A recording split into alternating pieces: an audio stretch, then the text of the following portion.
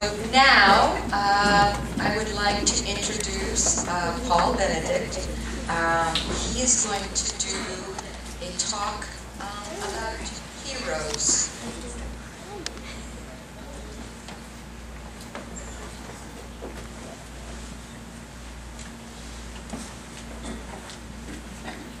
On a good day, it takes over an hour and a half to drive from Connecticut or Long Island to Lower Manhattan.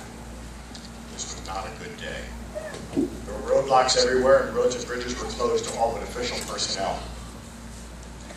When Dave Carnes, an accountant in Wilton, Connecticut, witnessed the attacks on television, he told his colleagues, "We're at war, you won't see me for a while."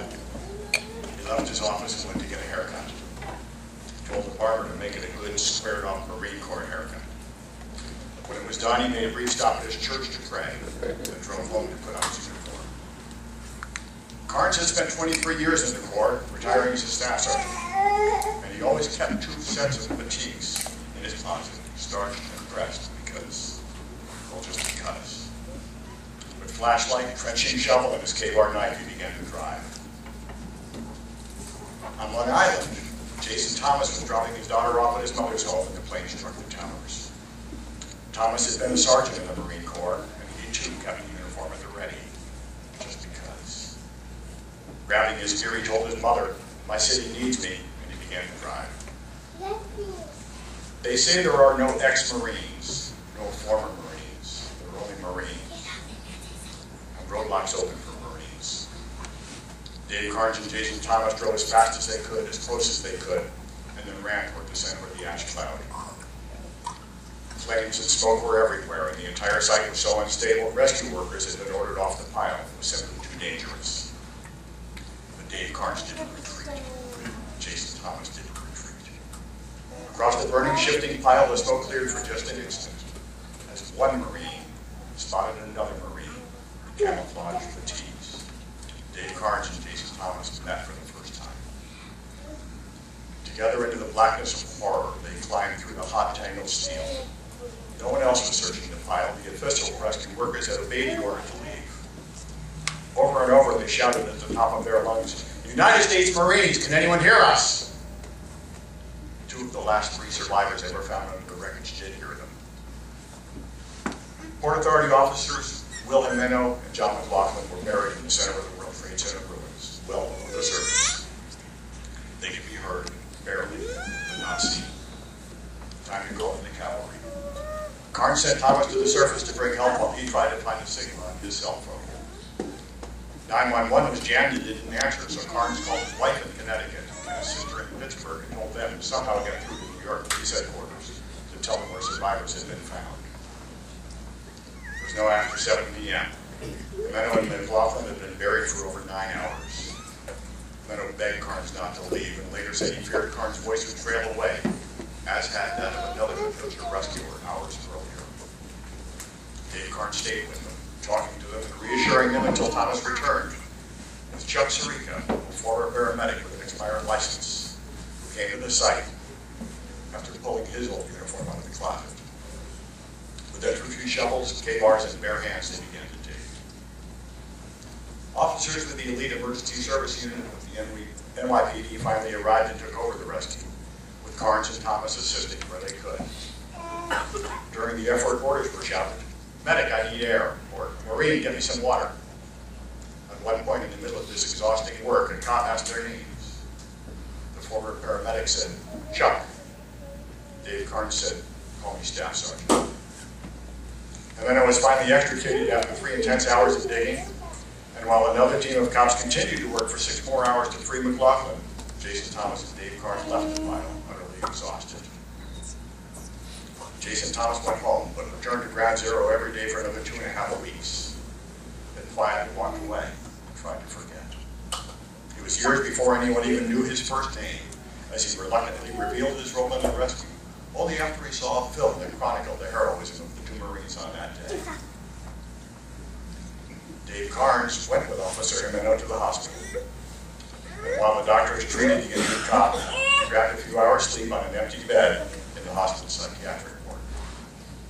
While he slept, the hospital staff cleaned, starched, and pressed his wound. Staff Sergeant Dave Karn spent 9 days at the site before returning to Connecticut. Upon returning home, he re-enlisted in the Marine Corps Reserve. He served for 17 more months, including 2 tours in Iraq. Only one more survivor was ever found.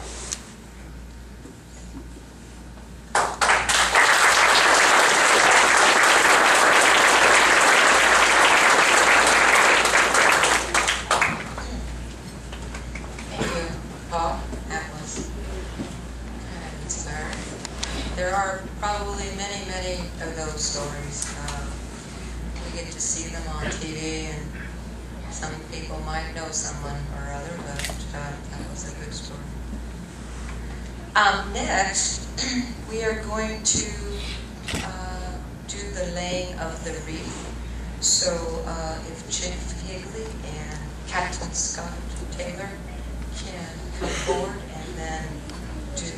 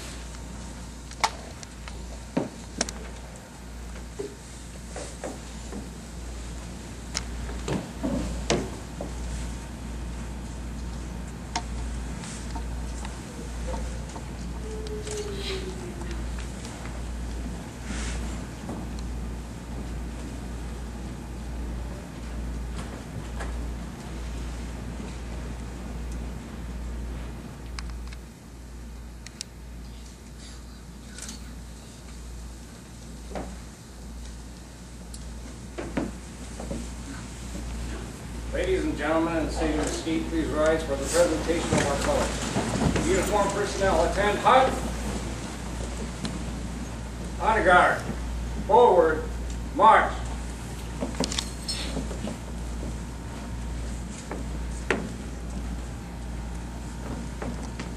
Detail. Halt. Hub out. Haste. Bugler. Present. Taps.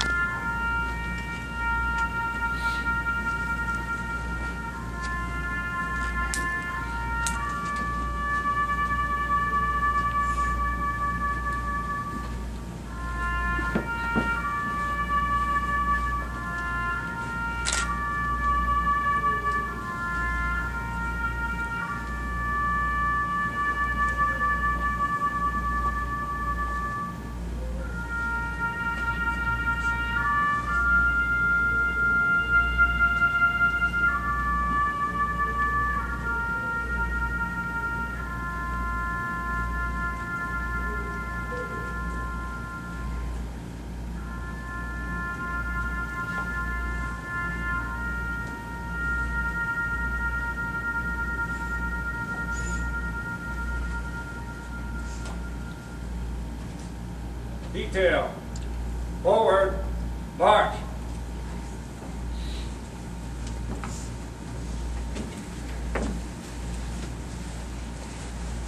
Dismiss.